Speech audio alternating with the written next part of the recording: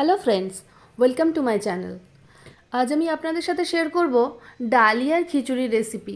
এটা আমি একদম নিরামিষভাবে বানাচ্ছি। এটা বাচ্চাদের জন্য খুব হেলদি, নানান রকমের সবজিও দেওয়া থাকে এর মধ্যে। তাছাড়া যে কোনো পুজো পার্বণ উপবাসের দিনও এটা আপনারা বানিয়ে খেতে পারেন। চলুন বানিয়ে নেওয়া যাক। এর জন্য আমি সবজি নিচ্ছি ফুলকপি, এরকম সাইজের ছোট ছোট টুকরো করে কেটে নেওয়া। একটা ছোট গাজর নেব, কিউব করে কেটে নেওয়া। একটা মাঝারি সাইজের আলু, ছোট একটা কুমড়োর টুকরো, আর নেব বরবটি। এছাড়াও আপনারা আরও নানান রকমের সবজি নিতে পারেন, আমি এইটুকুই নিয়েছি। আর নেব একটা টমেটো আর একটা আদার টুকরো। এর সাথে নেব এক বাটি ডালিয়া আর এক বাটি মুগের ডাল। এই মুগের ডাল আর ডালিয়াটা ভেজে নেব। যেহেতু আমি নিরামিষভাবে বানাবো, তাই আমি মুগের ডালটা ব্যবহার করছি। মুগের ডালটা ভালো করে ভেজে নিতে হবে। দেখুন একটু লাল লাল হয়ে গেছে, এইভাবে আমি ভেজে নেব। ভেজেটাকে তুলে রাখলাম। এবার ডালিয়াটা ভেজে নেব। ডালিয়াটাও হালকা 1-2 মিনিট একটু নাড়াচাড়া করলেই এটা হয়ে যাবে।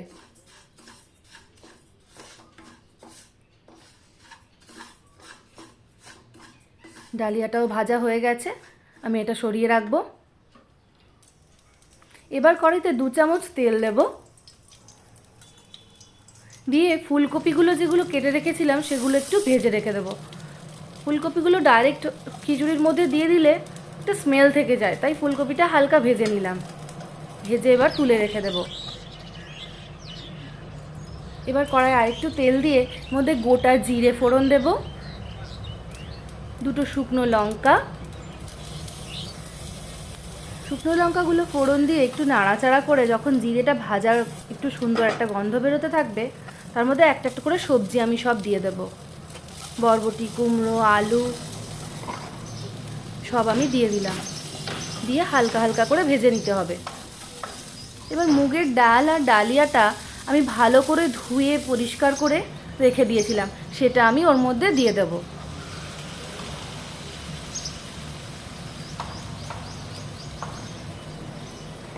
দিয়ে ভালো করে সবজিগুলোর সাথে নাড়াচাড়া করে আমি মিশিয়ে নেব।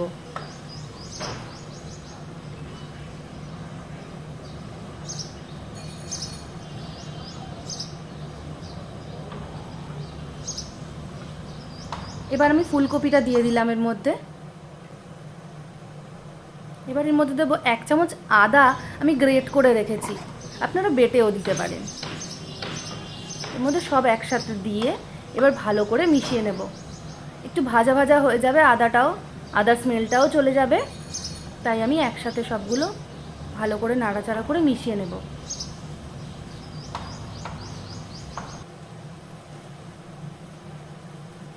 এবার এর মধ্যে দিলাম 1 চামচ হলুদ,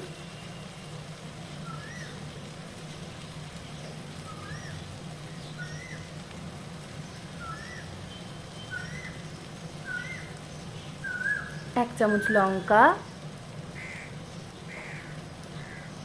আর দেবো 1 চামচ জিরে গুঁড়ো। মশলাগুলো অ্যাড করা হয়ে গেলে সব মশলার সাথে ডালিয়া আর সবজিগুলো সব ভালো করে আমি একটু কষিয়ে নেব।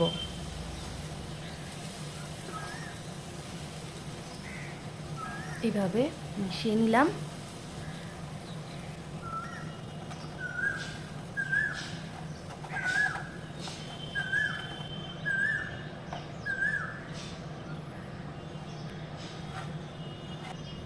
এবার এর মধ্যে আমি 1 চামচ নুন দিয়ে দেব।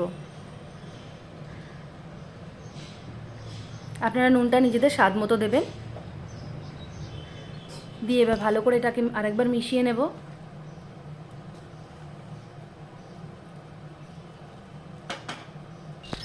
নিয়ে এবার আমি এর মধ্যে জল দেব। আমি 2 কাপ জল দেব,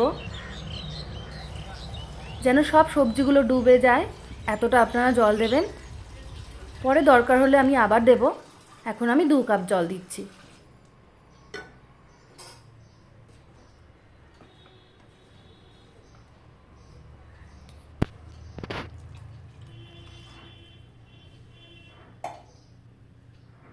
দিয়ে এটাকে ঢেকে দেব।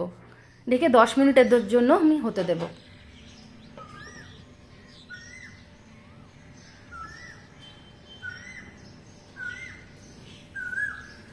10 মিনিট হয়ে গেছে।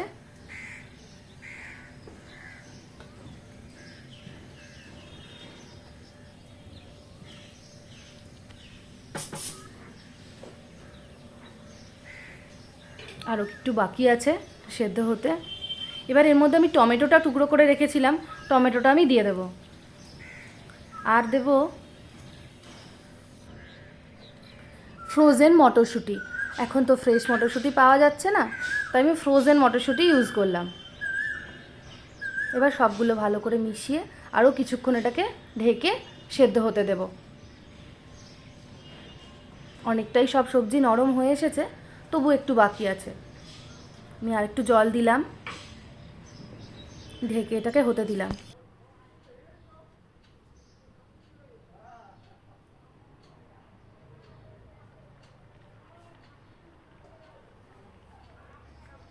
দেখুন এটা সব হয়ে এসেছে। আমি এটা একটু পাতলা পাতলাই রাখবো, কারণ যত ঠান্ডা হবে জিনিসটা বসে যাবে, জলটা টেনে নেবে, তাই একটু পাতলাই রাখবো। আমি একটু চিনি ছড়িয়ে দিলাম, এর সাথে আর একটু ঘি দিয়ে দেব।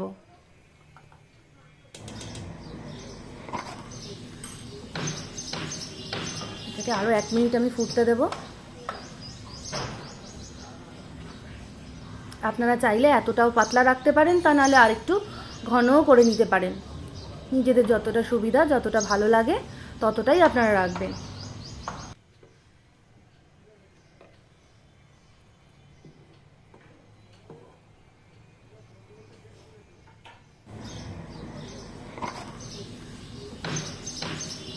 এটা একেবারে হয়ে এসেছে, সবজিগুলো সব সেদ্ধ হয়ে গেছে। এবার এটাকে গ্যাসটা অফ করে আমি আপনাদের সার্ভ করে দেখাবো।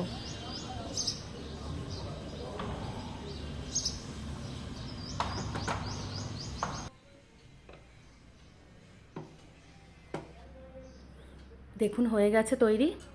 এইভাবে বাড়িতে আপনারাও বানান।